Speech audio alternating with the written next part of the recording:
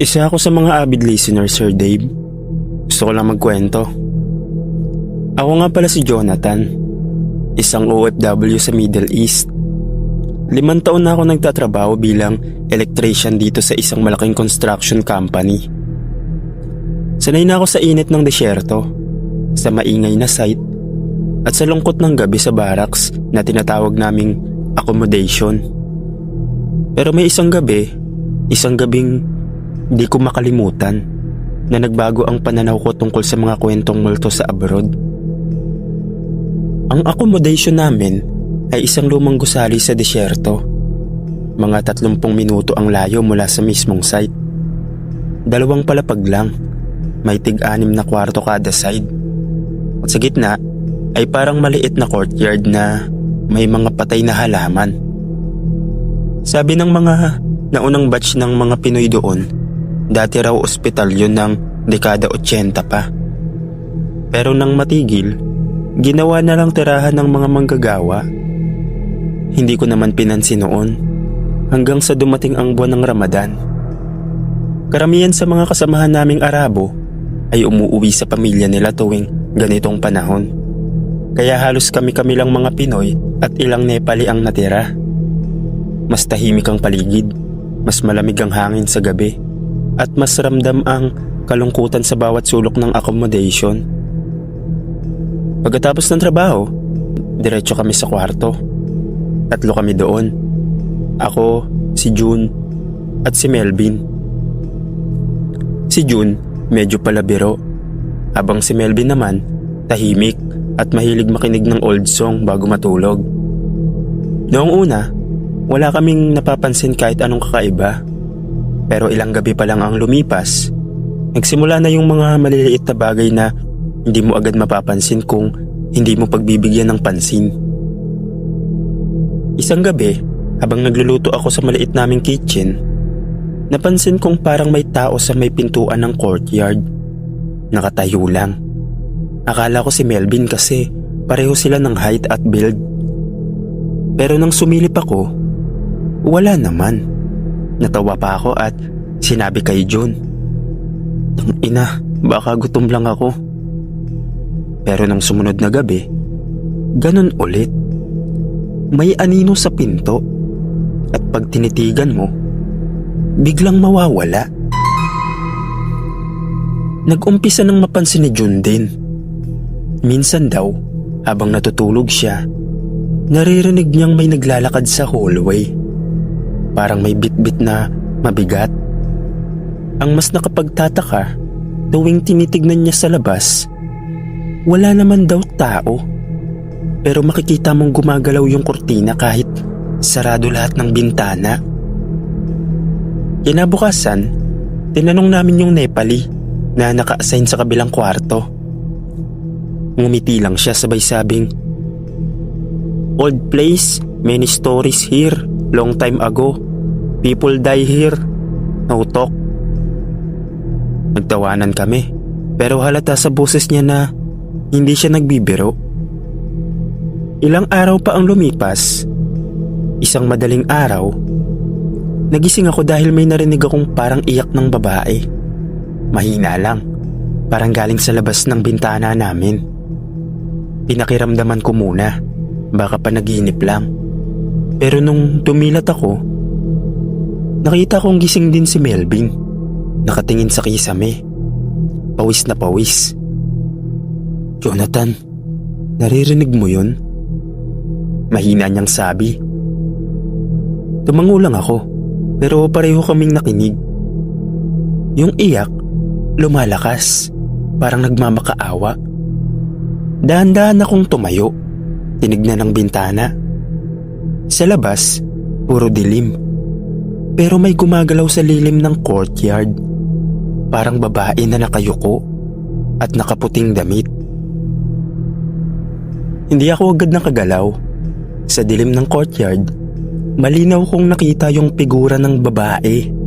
Nakaputing damit, mahabang buhok at parang nakaluhod. Hindi ko makita ang mukha niya, pero ramdam kong nakatingin siya sa bintana namin. Si Melvin napabulong ng dasal.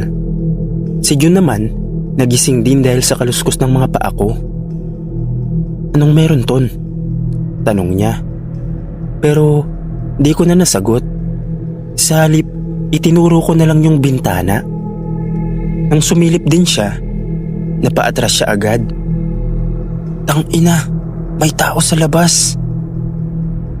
Bigla namin narinig yung tunog ng metal. Parang may tumatama sa gate ng accommodation namin. Sunod-sunod, lahat kami nagkatinginan. Wala namang tao sa labas at imposibleng may papasok dahil may guard sa main gate. Pero sa mga sandaling yun, parang nasa amin lahat ng galaw. Maya-maya, yung ilaw sa hallway biglang nagpatay-sindi. Sumabay doon yung pag-iyak ulit ng babae. Ngayon, mas malakas na. Parang galit. Parang humahagulgol sa mismong pinto namin. "Jonathan, isara mo na yung bintana," sabi ni Jun. Agad kong hinila yung kortina. Pero bago ko pa masarhan, nakita kong unti-unti na siyang tumatayo. At nang itaas niya ang ulo niya, doon ko nakita yung mukha niya. Puro dugo ang bibig. Napasigaw kami sabay-sabay. Tumakbo si Melvin palabas ng kwarto. Pero pagbukas ng pinto, malamig na hangin ang bumulaga. At may babaeng nakatayo sa dulo ng hallway, nakatingin sa amin. Hindi gumagalaw, pero ang buhok niya tinatangay ng hangin kahit walang bintanang bukas. "Takbo!" sigaw ko. Lahat kami kumaripas pababa ng hagdan, papunta sa may main door. Pero habang bumababa, para bang ang bawat takbang namin may sumusunod na mabigat na yabag. Paglingon ni Jun, nakita niyang may anino rin sa likod namin at nakahawak sa railings. Pagdating namin sa labas, diretso kami sa guardhouse. Hingal na hingal, nanginginig, halos hindi makapagsalita. Yung Nepali guard nagtataka, pero nang marinig niyang galing kami sa old room 2B, bigla siya natahimik. Sabi niya, "That place, woman died there before. Nurse, suicide." Hinilabutan kami ng malala. Kinabukasan, hindi na kami bumalik sa kwarto.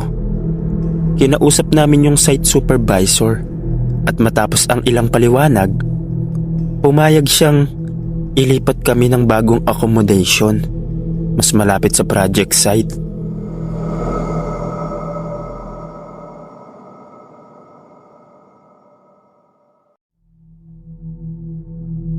Ay nga pala sa mga admin, ako si Luz. Gusto ko lang ibahagi yung kwentong to na hanggang ngayon ay hindi ko pa rin makalimutan. Naganap ito noong taong 2018 sa Kuwait, sa bahay ng dati kong amo sa Sulaybiyah. Noong una, akala ko simpleng trabaho lang sa abroad ang haharapin ko. Mag-alaga ng bata, maglinis ng bahay, at makipagkasundo sa mga amo. Pero mali pala ako. May mga bagay pala na hindi mo mababayaran ng kahit gaano kalaking sahod, lalo na kapag kalaban mo ay hindi mo nakikita. Pagdating ko sa Kuwait, maayos naman lahat. Mabait ang amo kong babae, si Madam Noor. Tahimik at laging nakapustura. Ang mister niya naman, si Sir Khalid. Bihirang umuwi dahil nagtatrabaho sa oil field. May isa silang anak, si Yara, 7 taong gulang. Tahimik at laging naglalaro mag-isa. Ang bahay nila ay 2 palapag, gawa sa puting tiles sa labas at may malaking gate na bakal. Pero ang kakaiba, sa likod ng bahay ay may maliit na extension room. Doon daw ako titira. Noong unang gabi ko ron, ramdam ko agad ang lamig. Hindi lang dahil sa aircon, kundi dahil parang may mabigat sa hangin. Habang nag-aayos ako ng gamit, napansin ko na parang may shadow sa labas ng bintana. Akala ko si Madam, Pero nang silipin ko, wala namang tao. Inisip ko na baka pagod lang ako sa biyahe. Makalipas ang ilang araw, napansin ko ang kakaibang kilos ni Yara. Madalas siyang nakaupo sa sahig ng kwarto niya, nakikipaglaro sa mga laruan. Pero may kakaiba. Parang may kausap siya. Minsan, naririnig ko pa siyang tumatawa mag-isa. "Yara, sinong kausap mo?" Tanong ko minsan. Ngumiti lang siya sabay sabing, "My friend, she's live in the mirror." Akala ko, laro lang ng bata. Pero nang pumasok ako sa kwarto, napansin ko ang salamin sa tapat ng kama niya at may manipis na crack sa gilid. At parang may kahit sarado naman ang bintana. Kinabukasan, habang naglilinis ako ng second floor, bigla ko narinig si Madam na sumisigaw ng malakas mula sa kusina. Pagbaba ko, nakita kong nabasag ang isang baso sa sahig, pero ang mukha ni Madam namumutla. "Luz, don't go near the back room at night ever." Hindi ko na siya tinanong, pero simula nun, tuwing gabi, naririnig ko na ang kaluskos at may hinang katok mula sa likod ng bahay. Doon sa mismong extension room na tinutulugan ko. Simula noong gabing yun na binabalaan ako ni Ma'am Nur, hindi na ako mapakali. Kahit pagod sa trabaho, hindi ako agad nakakatulog. Madalas kong marinig ang may hinang kaluskos sa likod ng pader. Minsan parang may humihinga sa tabi ng kama ko. Isang gabi, mga 2:00 ng madaling araw, nagising ako sa tunog ng parang humahaplos sa pinto ng kwarto ko. Mahina lang, pero tuloy-tuloy. Akala ko kung anong hayop lang, pero wala namang alaga sa bahay. Naramdaman ko ang malamig na hangin kahit sarado ang lahat ng bintana. Kinuha ko ang cellphone ko, ginamit kong flashlight, at dahan-dahan kong binuksan ang pinto. Sa dilim ng pasilyo, may nakita akong anino. Parang bata, nakatayo, nakatalikod. "Yara?" Tawag ko. Hindi siya gumalaw. Nang lumapit ako ng konti, bigla siyang lumingon. Pero hindi si Yara ang nakita ko. Kakaiba ang itsura niya at kakaiba rin ang ngiti. Napatras ako. Napasara ang pinto at mabilis kong nilak. Narinig ko pa ang may hinang katok, sabay mahinang tawa sa labas. Kinabukasan, pagbangon ko, parang wala lang nangyari. Pero pakiramdam kong may nagbago sa bahay. Tahimik si Yara buong araw. Nang tanungin ko kung anong problema, sabi niya lang, "She's angry at you. You saw her." Kinilabutan ako. Nang gabing yon, hindi ako makatulog. Sa labas ng bintana, parang may mga kamay na humahawak sa salamin. Tapos bigla kong naamoy ang amoy ng nasusunog. Parang kandila o insenso. Paglabas ko ng kwarto, nakita kong bukas ang pinto ng likod na dapat laging nakasarado. Sa loob, madilim. Pero sa gitna ng sahig, may bilog na abo. Parang ginamit sa ritual. Sa paligid nito, may mga lumang litrato. At isa doon, ako. Larawan ko na kinuha ko lang ilang linggo bago ako dumating sa Kuwait. Bago pa ako makatakbo, may malamig na hangin na dumaan. Sabay may bumulong sa tenga ko. "You shouldn't be here." Sumigaw ako, tumakbo palabas, at nakita kong gising si Madam Nur. Nagdarasal lang mabilis habang umiiyak. Tinulungan niya akong makalabas ng bahay at dinala kami sa kapitbahay. Kinabukasan, dumating ang isang matandang imam. Habang nagdadasal siya sa loob, bigla raw nagbagsakan ng mga gamit sa kwarto ni Yara. Ayon sa imam, may jinn na matagal nang nakatira sa bahay at ginagamit si Yara para makausap ang mga tao. Pagkatapos ng ritual, pinauwi ako ni Madam. Umiiyak siya habang nag-aabot ng pera. Sabay sabing, "Luz, forgive me. I didn't know she chose you." Pagbalik ko sa Pilipinas, ilang buwan akong hindi makatulog ng maayos. Pero matapos yun, lagi na ako nagdarasal bago matulog. At nung mga sumunod na araw, naging okay na ako.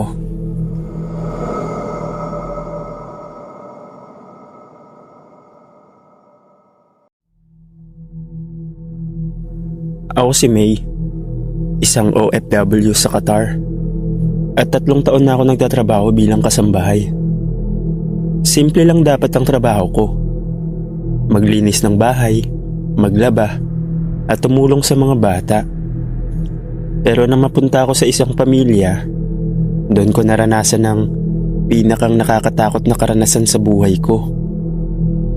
Ang pamilya ay mukhang disente. Si Madam Laila, tahimik na babae, laging nakaitim. Si Sir Hassan, halos hindi nagsasalita. At 3 anak, mga tahimik din. Parang laging takot magsalita. Pagpasok ko pa lang, ramdam ko na agad yung kakaibang atmosphere. Masyadong tahimik ang bahay, kahit malaki. Parang walang tao. Ang mga ilaw laging dim. At may amoy ng insenso na parang nasusunog na dahon sa bawat kwarto. Noong unang linggo ko, maayos naman. Ginagawa ko trabaho ko. Binibigyan nila ako ng pagkain at tahimik lang kami. Pero napansin ko, tuwing 12:00 ng gabi, nagigising ako sa tunog ng mga yabag. Sabay may parang humuhuni. Mahabang tunog na parang dasal. Akala ko nung una, nagdadasal lang sila.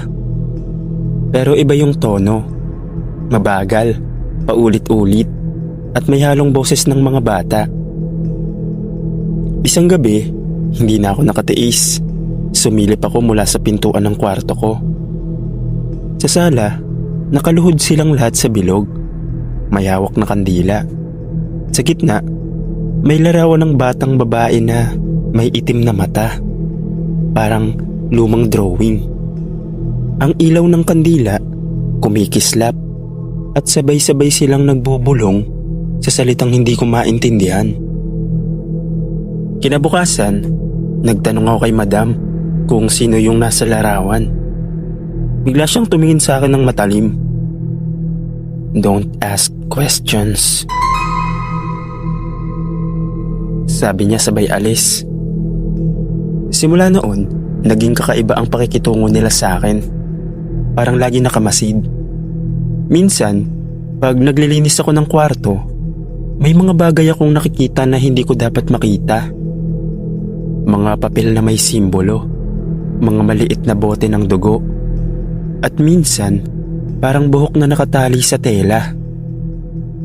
Tuwing sinusubukan kong itapon, nawawala rin ito kinabukasan. Parang bumabalik sa parehong lugar. Isang gabi, nagising akong parang may humahaplos sa buhok ko. Akala ko hangin lang. Pero nang tumingin ako sa paahan ng kama, may batang babaeng nakatayo, duguan ng mata, at nakangiti. "Ate, halika na. Sama ka na sa amin." Mahina niyang sabi. Napasigaw ako. Dumating si Madam. Walang emosyon at hinawakan ng braso ko. "Huwag kang sumigaw. Hindi siya masama. Bahagi siya ng pamilya," sabi niya. Kinabukasan, nagpaalam akong may sakit ako at humiling ng ilang araw na pahinga. Pinayagan naman nila, pero sa gabi bago ako umalis, narinig ko ulit yung dasal sa sala. Ngayon, mas malakas. Dahan-dahan akong sumilip mula sa bintana ng kwarto. Doon ko nakita Nasa gitna si Madam. Hawak ang kamay ng bata na nakita ko kagabi. Pero imposible yun. Kasi patay na pala yung batang yun ayon sa kwento ng kapitbahay. Hindi na ako nag-aksaya ng oras. Pagkarating ng umaga, nagkunwari akong may bibilhin. Pero diretsong tumakbo ako palabas at tinawagan ang agency ko. Makalipas ang 2 araw, nailipat ako sa ibang employer. Pag alis ko, nag-message pa sa akin si Madam. Bakit ka umalis nang walang paalam? Hindi pa tapos ang dasal. Hindi ko na sinagot. Hanggang ngayon, tuwing naiisip ko yung bahay na yon, kinikilabutan pa rin ako. Pero ang importante, nakalis na ako ron.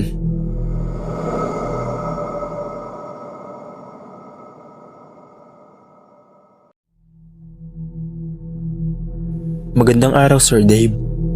Ako si JM, isang overseas worker dito sa may Qatar. Noong una, normal lang lahat. Trabaho, bahay, simbahan tuwing day off. Pero isang gabi, may nangyari sa city. Sa lugar na akala ko ay pinakang ligtas. Galing ako noon sa tindahan, mga bandang 9:00 ng gabi. Malamig ang hangin at tahimik ang kalsada. Kakaiba para sa city. Habang naglalakad ako papunta sa may bus stop, napansin kong may isang alley sa gilid ng building na hindi ko pa nadadaanan noon. May ilaw doon pero mahina. Kulay dilaw na parang malapit nang mapundi. Dahil curious ako, tumingin ako saglit. Sa una, normal lang. Mga basurahan, pader at lumang pintuan. Pero nang tumagal ang tingin ko, may napansin akong parang tao sa dulo. Nakatalikod siya, nakatayo lang at hindi gumagalaw. Akala ko, isa lang sa mga trabahador na nag-aayos o nagpapahinga. Kaya hindi ko pinansin. Pero nang tumingin ako ulit, napansin kong kakaiba ang tindig niya. Parang sobrang payat, mahaba ang braso, at kahit nakatalikod, ramdam kong nakatingin siya sa direksyon ko. Lumapit ako ng konti. Sinubukang silipin ng mas malinaw. Pero nang tamaan siya ng ilaw mula sa poste, doon ko nakita. Parang wala siyang anino. At ang liig niya ay parang mas mahaba kaysa sa normal. Nakasuot siya ng gray na damit na mahaba, pero luma at basa. Kinilabutan ako. Hindi ko na tinapos ang tingin. Agad akong umatras at naglakad ng mabilis palayo. Hindi na ako lumingon. Habang naglalakad ako, ramdam kong may malamig na hangin na parang sumusunod sa likod ko. Pagdating ko sa kanto, lumingon ako saglit. Wala na ang ilaw sa alley. Pag-uwi ko sa bahay ng amo ko, hindi ko na masyadong inisip. Pero simula nung gabing yon, tuwing dumadaan ako sa parehong kalsada, parang may mga matang nakatingin sa akin mula sa mga madidilim na sulok. Hindi ko alam kung tao ba talaga yon o kung isa sa mga nilalang na madalas ikwento ng mga lokal. Yung tinatawag nilang warin. Ang aninong nakakabit sa bawat tao. Pagkalipas ng isang gabi mula nang makita ko yung nilalang sa alley, sinubukan kong kalimutan ng lahat. Baka pagod lang ako noon o baka guni-guni lang. Pero isang gabi, halos mag-aalas 10 na, napilitan akong dumaan ulit sa parehong daan dahil wala nang ibang ruta papunta sa bus stop. Tahimik ang lugar, ang mga ilaw sa poste, mahina. At paglapit ko sa mismong alley, napansin kong bukas ulit yung ilaw na dati kong nakita. Yung kulay dilaw na parang mapupundi na. Para bang inaanyayahan akong lumapit. Sinubukan kong iwasan, pero parang may humahatak sa paningin ko. Nang mapalingon ako, nandun na naman siya. Nakatayo sa dulo, nakatalikod. Hindi gumagalaw. Pero ngayon, may naririnig akong parang mabagal na paghinga. Napaatras ako, halos matumba. Pero imbis na lumapit siya, bigla siyang nawala. Tuluyang nagdilim ang ilaw sa alley. Paglingon ko sa paligid, tahimik ulit ang kalsada. Pero nang akmang tatakbo ako, may malamig na kamay na humawak sa balikat ko mula sa likod. Pagharap ko, wala namang tao. Pero sa tenga ko, may bumulong ng malalim na boses. I found you. Hindi ko alam kung paano ako nakarating sa bus stop. Nanginginig ako, pawis na pawis at halos hindi makahinga. Pag uwi ko, napansin ng kasama kong si Rodel na sobrang putla ko. Bro, parang nakakita ka ng multo, sabi niya. Pero hindi na ako nakasagot. Kinabukasan, ikunento ko sa isang matandang lokal na nagtatrabaho rin sa building. Tahimik lang siya habang nakikinig. Tapos bigla niyang sinabing, "Huwag ka nang dadaan doon. May nilalang dyan. Hindi patay pero hindi rin buhay. Dumidikit yan sa mga taong nakakakita sa kanya." Kinilabutan ako. Pero simula nun, Sir Dave, nilayuan ko na yung lugar na yon at hindi na ako dumaan doon kahit kailan. Hanggang dito na lang po. Salamat.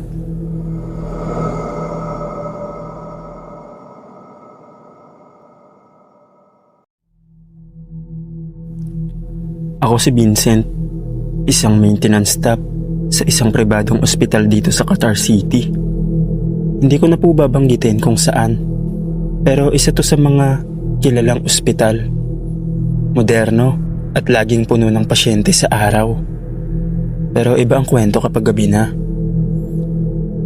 Tuwing panggabi ang duty ko, ako ang in charge sa pag-check ng mga ilaw, aircon at electric wiring sa bawat floor.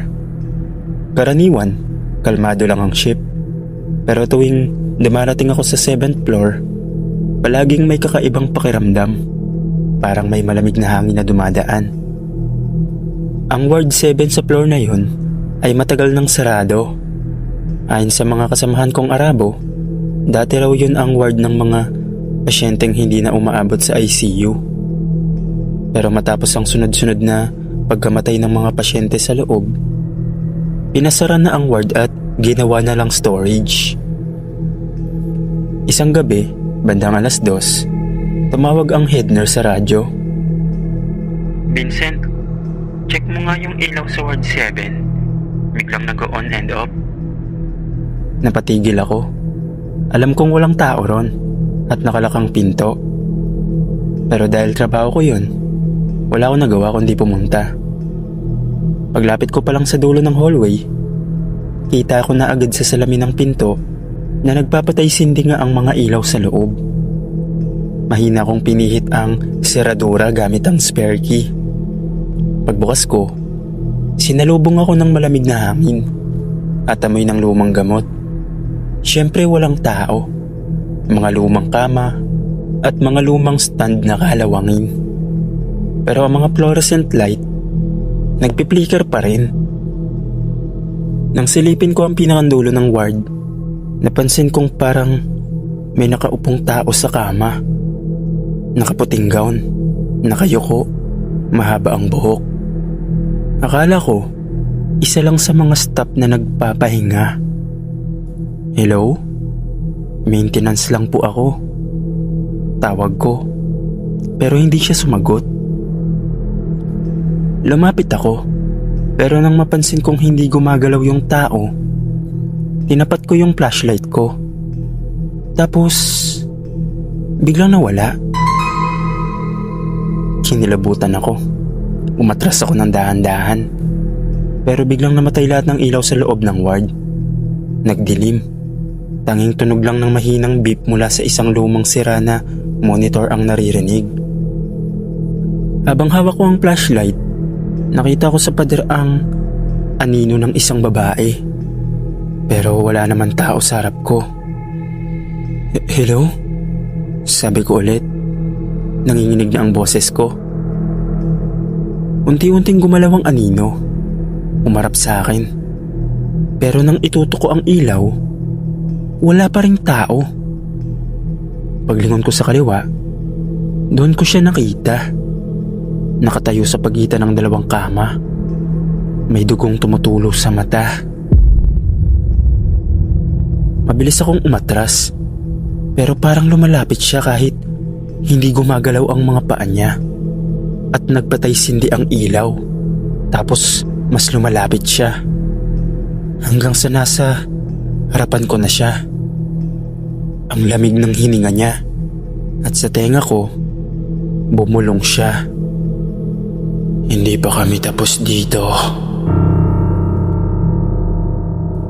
Napasigaw ako at tumakbo palabas ng ward. Pagkalabas ko sa hallway, tuloy-tuloy akong bumaba sa elevator. Kahit nanginginig pa ang kamay ko, pumasok ako ng elevator. At nang bumukas yung elevator, ando na yung babae sa harap ng pinto. Napasigaw ako ng malakas. Tapos, bigla akong nagising. Panaginip lang pala. Wala pala akong pasok dahil day off ko. Natutulog lang pala ako sa bahay. Pero, kinikilabutan pa rin ako. Hindi ko alam kung bakit ko napanaginipan yon. Pero wala namang ward 7 sa pinagtatrabahuan ko. Pero matapos yun, pinabayaan ko na. Hanggang dito na lang po. Maraming salamat.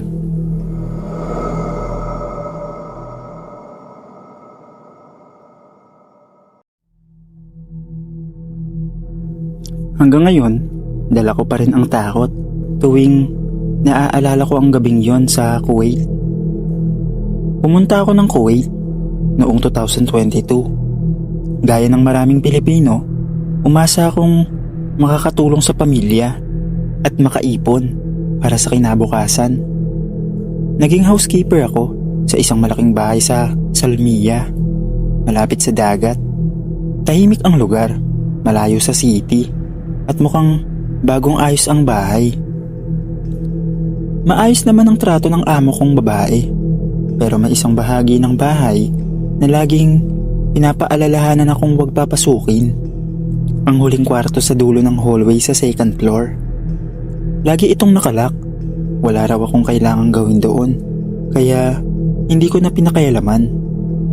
Ako nga pala si Jessa, 27 years old, tubong Cavite. 3 buwan na ako sa bahay na yon nang unti-unti akong makaramdam ng kakaiba. Isang madaling araw, mga badlang 2:00, nagising ako sa mga yabag sa second floor. Mabigat, mabagal, parang paika-ika ang lakad. Nauna kong inisip, baka si Madam. Pero naalala kong wala sila. Umalis silang mag-asawa papuntang Dubai ng 2 araw. Dahan-dahan akong bumangon at lumabas ng kwarto. Pag-angat ko ng tingin sa itaas, nanindig ang balahibo ko. Bukas ang pinto ng kwartong laging nakalak. Akala ko baka naiwan lang bukas nung huling araw na naglinis si Madam.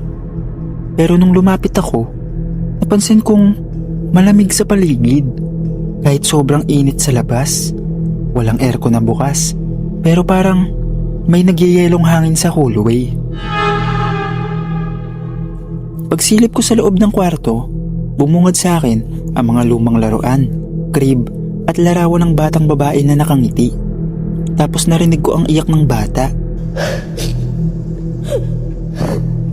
Parang tumigil ang oras. Parang may nakatingin mula sa sulok ng kwarto. Hindi ko makita ng buo pero may aninong unti-unting lumalapit. Mababa lang ang height niya, parang bata. Paglingon ko sa pintuan, bigla itong sumara ng malakas. Hindi ko na alam kung paano ako nakatakbo pababa.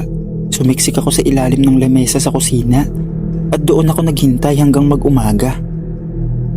Kinabukasan, dumating si Ate Lorna, isang kasambahay na taga ron din pero sa kabilang bahay naka-assign.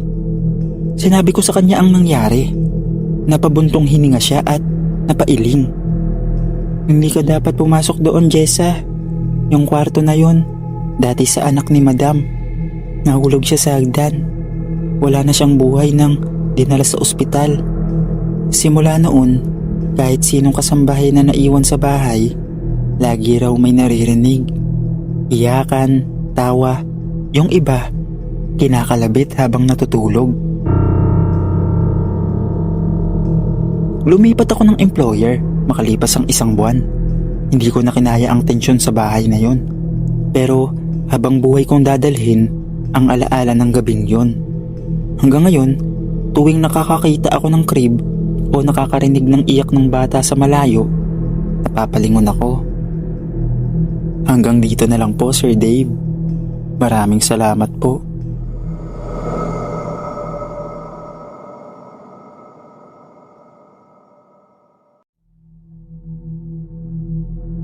Hindi lahat ng kwarto sa rooftop ay para sa mga tauhan. Minsan, may mga nakatira roon bago ka pa dumating. Ako si Mario, 34, tubong Iloilo. Isa akong maintenance staff sa isang lumang gusali sa Kuwait City. Pinapasok ako ng isang Arabong may-ari ng 5-story commercial building. May mga opisina, clinics at apartment sa itaas. Maayos ang sweldo at libre ang tirahan ko sa rooftop. Sa una, ayos lang ang lahat. Tahimik, medyo mainit lang sa gabi pero carry na. May sariling CR, maliit na kusina, at sa isang kwarto, doon ako natutulog gabi-gabi. Nag-iisa. Pero pagkalipas ng 2 linggo, may mga bagay nang hindi maipaliwanag na nangyayari. Una ko napansin, parating nawawala ang sapatos ko tuwing madaling araw kapag gigising ako para pumasok ng maaga. Isa lang ang naandoon. Tapos, pagbalik ko sa gabi, ando na ulit. Akala ko kung sino lang ang nagbibiro. Pero dumating ang gabing di ko makakalimutan. 12:00 na siguro nun, nakahiga ako nang may marinig akong parang kaluskos sa labas ng bintana. Akala ko pusa lang. Pero sunod-sunod na katok sa salamin ang narinig ko.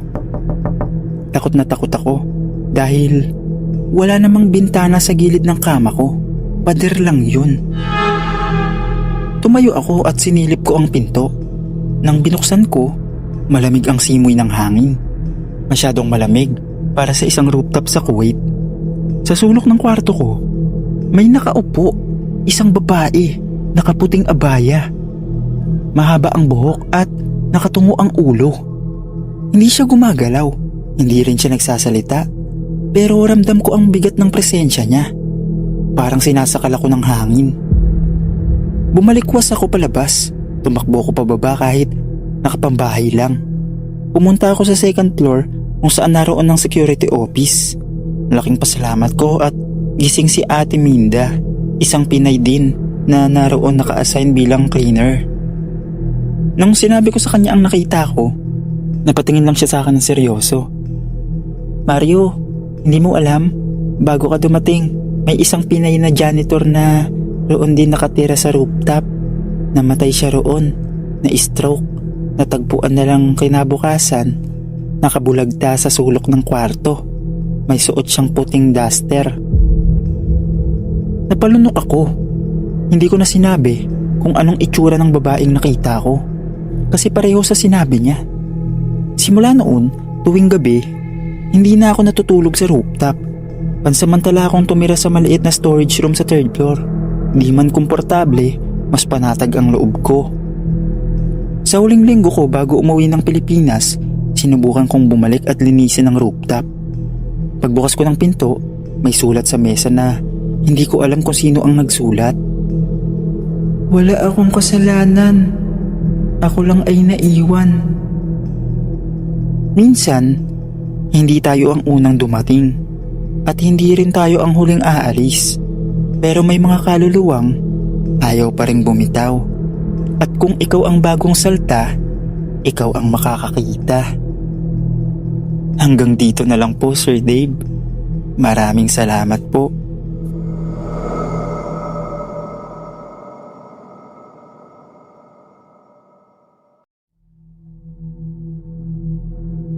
Akala ko, sa init lang ako mahihirapan sa Kuwait. Pero mas matindi pala ang lamig na dala ng mga hindi ko nakikita. Ako si Carol, 29 years old, mula sa Bacolod.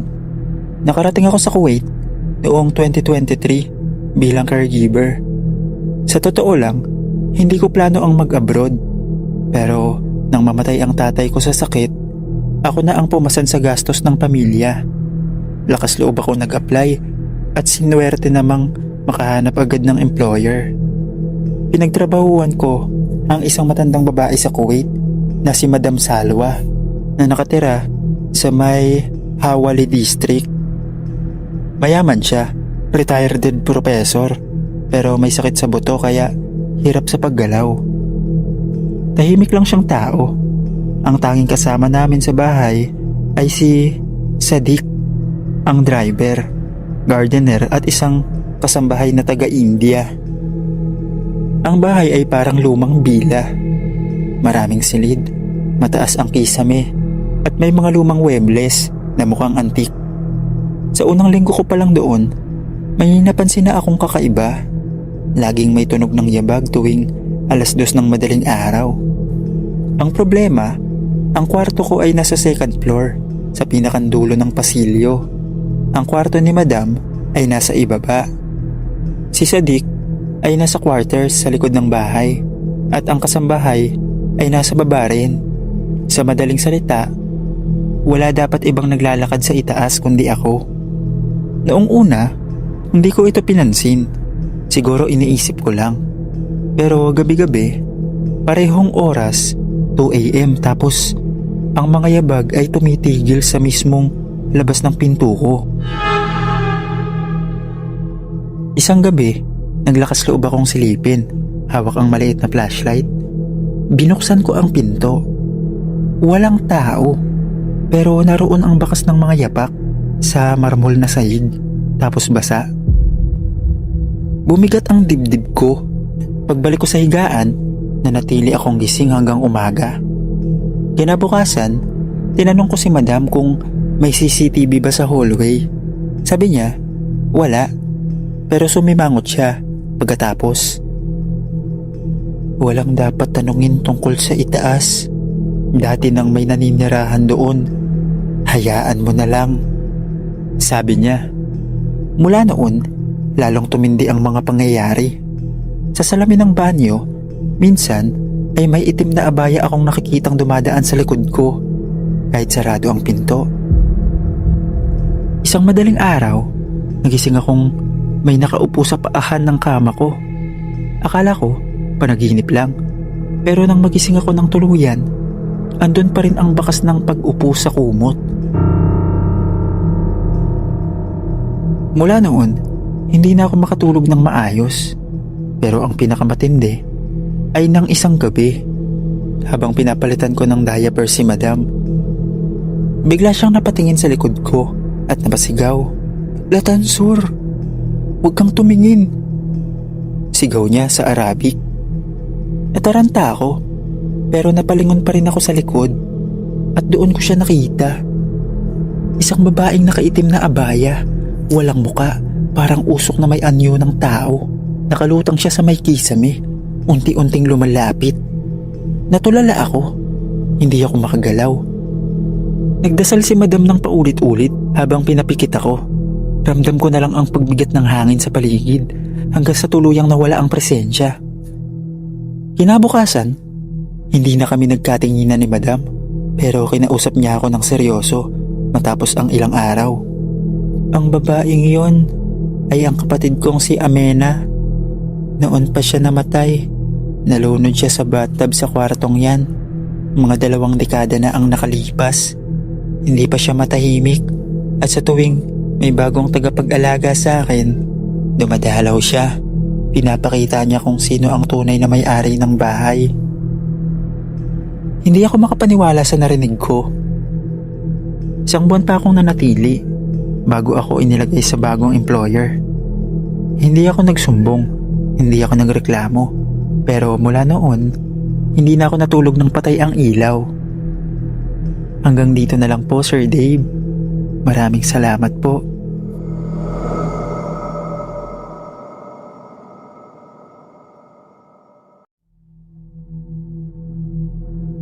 May mga lugar na sadyang iniwan na. Pero may mga bagay sa loob na ayaw pa ring umalis. Ako si Ronald, 31 years old, tubong Davao. First time ko mag-abroad noong 2021 at sa Kuwait ako na-assign bilang technician ng isang private maintenance company. Sa unang buwan ko, inilagay muna ako sa pansamantalang tutuluyang apartment habang inaayos pa ang mga quarters namin malapit sa site. Pinaglagyan sa amin ay isang lumang apartment building sa Parawaniya. Luma na talaga. May basag ang tiles, amoy amag, at kulang sa ilaw ang hallway. Pero ayos na, libre naman. 3 kaming OFW na doon pinatulog. Ako, si Kuya Noel at si Erwin. Ang kwarto namin ay Unit 4A sa 4th floor. Sa katapat naming pinto, Unit 4B. Nakakandado at may malaking red na X na pintura sa pintuan. Sabi ni Kuya Noel, dati raw may tumira roon na mga cleaner. Puro Pinoy din. Pero lahat daw sila umalis ng biglaan. Ayaw nilang pag-usapan kung bakit. Kaya simula noon, ginawa na lang storage o bakanting unit ang 4B. Pero hindi ito naging katahimikan. Gabi-gabi, may naririnig kaming kaluskos sa loob ng 4B. Tunog ng paang nakatsinelas, parang naglalakad sa tiles.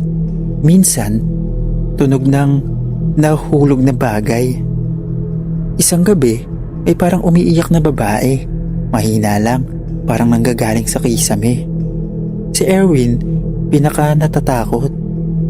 Ayaw niyang dumaan sa harap ng pinto ng 4B kahit umaga. Pero kaming tatlo, dahil matitigas ang ulo, naglakas loob pa ring buksan ang 4B ng isang gabi. Kasalanan namin yun. Ginamit ni Kuya Noel ang isang spare key na nakuha niya mula sa admin ng building. Kunwaring para sa inspection. Dahan-dahan namin binuksan ang pinto. Mabigat agad ang amoy, mapanghi, bulok, parang may nabubulok na hayop. Madilim sa loob at halos walang gamit. Maliban sa isang lumang bunk bed, sirang electric fan, at isang altar na may basag na frame. Lumapit ako sa altar. May larawan doon ng isang babaeng nakaabaya. May baby sa kandungan. Pero ang mukha ng babae, kinaskas o parang pinunit. Bigla na lang sumara ang pinto sa likod namin. Napasigaw si Erwin. Pagbukas namin ng flashlight, may nakita akong nakasulat sa pader gamit ang uling o dugo ata yun. Walang makakaalis. Mabilis kaming nagsitakbuhan palabas.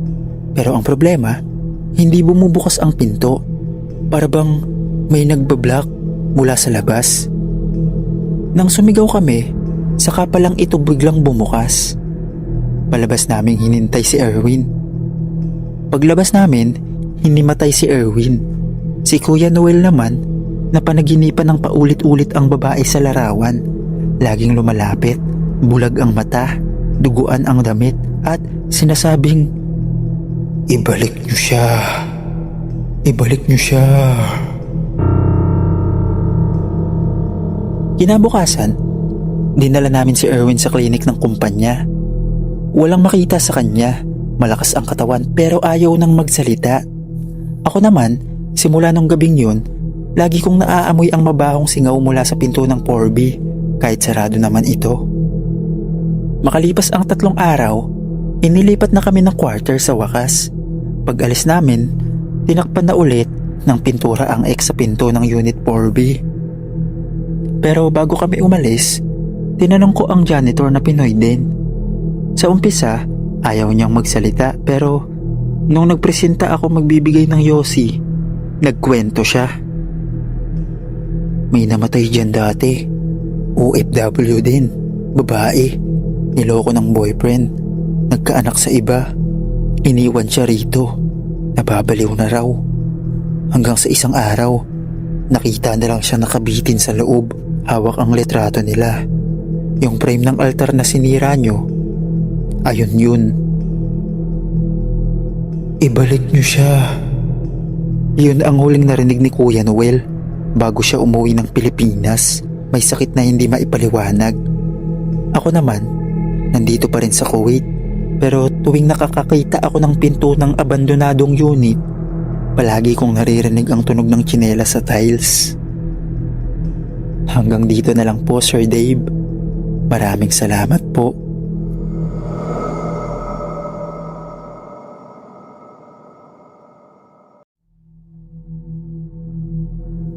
Akala ko kapag sa ospital ka nagtatrabaho, sanay ka na sa kamatayan. Pero iba pala kapag mismong ang kamatayan ang bantay mo sa gabi. Ako si Margie, 30 years old, registered nurse, Tubong, Quezon City. 5 taon na ako sa Kuwait, naka-assign sa isang private hospital sa Hawali. Night shift ang pinakang ayaw ng lahat, pero ako, sanay na. Konti ang rounds, minsan nga nakakaidlip pa.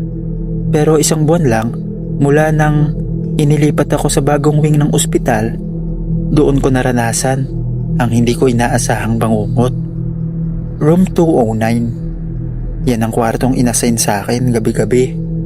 Sabi ng mga kasamaan ko, huwag na raw akong sumilip dyan kapag walang pasyente. Pero syempre, bilang nurse, curious ako. Ang weird kasi, laging naka-reserve pero walang laman. Hindi siya nilalagyan ng pasyente kahit kailan. Isang gabi, habang nagra-rounds ako, bandang 2:00, napansin kong nakabukas ang pinto ng 209, pero may liwanag na galing sa loob. Wala namang pasyente. Wala ring utos mula sa admin na linisin o ihanda ang kwarto. Pero pumasok ako, dala ang chart at flashlight. Pagkapasok ko, ramdam ko ang lamig sa loob. Pero hindi aircon na lamig, ibang lamig. Yung parang may tubig sa hangin. Mabigat. Tinignan ko ang kama. May nakaayos na bedsheet. Pero parang may nakahiga. Hindi mo kita agad. Pero bakat ang hugis sa ilalim ng kumot. Lumapit ako.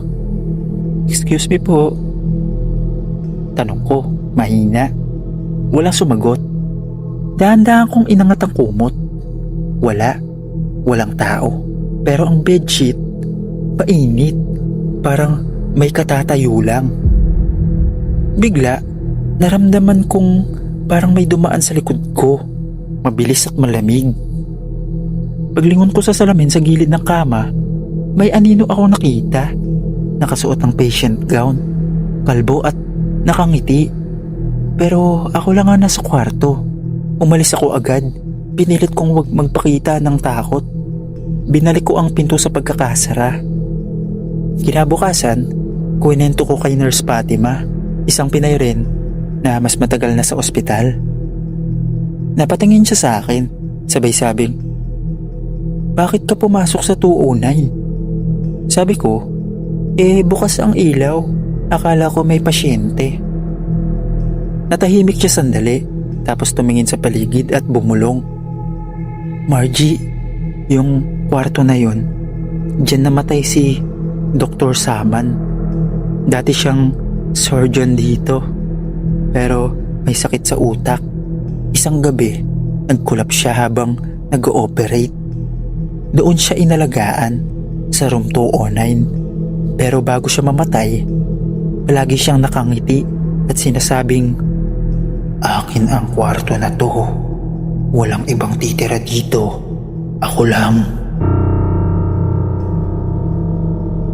Hindi na ako sumagot.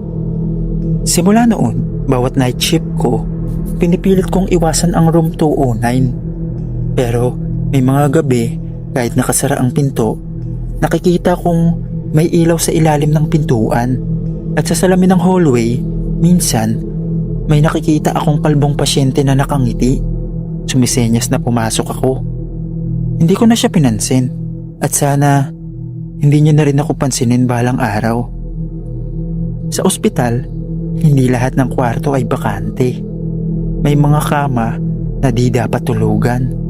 At may mga bantay na matagal nang Hindi tao.